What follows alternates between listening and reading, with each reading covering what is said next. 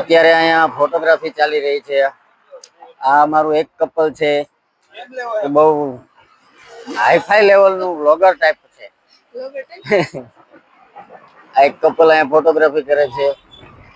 Sundarlal photographer, મસ્ત એવો નજારો છે અહીંયા। તો ગાઈઝ અમે જઈ રહ્યા છે દ્વારકાથી બેટ દ્વારકા, કે જ્યાં વચ્ચે આવે છે મીઠાની ફેક્ટરી।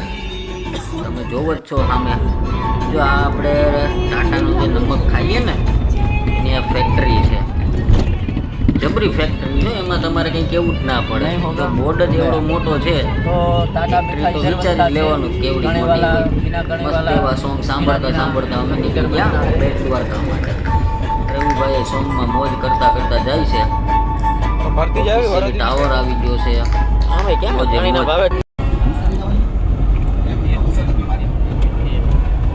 પબ્લિક રોકાયેલી છે ગાડીઓ।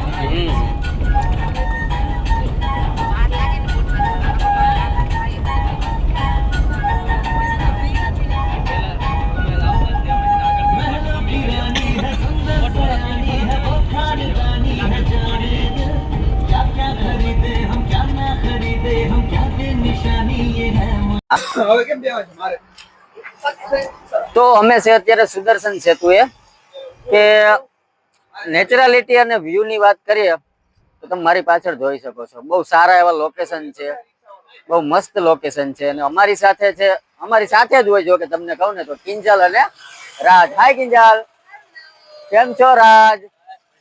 તો દ્વારકા આવીને કેવું લાગે છે તમને એટલા વર્ષો પછી? બહુ મજા આવે છે, કેમ કે ઘણા ટાઈમ પછી વર્ષો થઈ ગયા છે અમારી સાથે દ્વારકા આવ્યા છે। પેલા તો સુરત રહેતા હતા, અત્યારે રાજકોટમાં રહેવા આવી ગયા છે।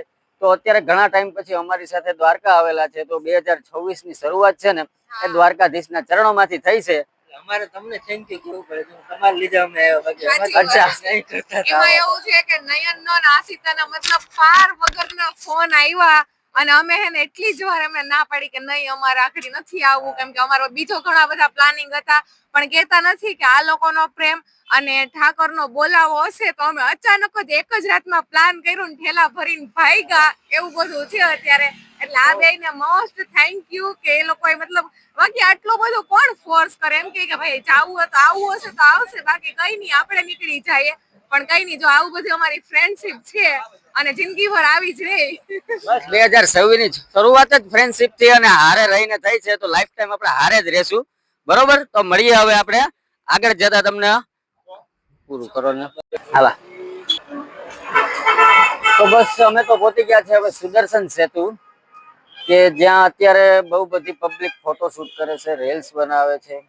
ખરેખર વિચાર્યું નહોતું કે 2026 ની શરૂઆત છે ને એ દ્વારકાધીશથી થશે, પણ ખરેખર ઠાકોરનો હુકમ હતો એટલે આપણી 2026 ની શરૂઆત છે ને દ્વારકાધીશના ચરણોમાંથી થઈ છે।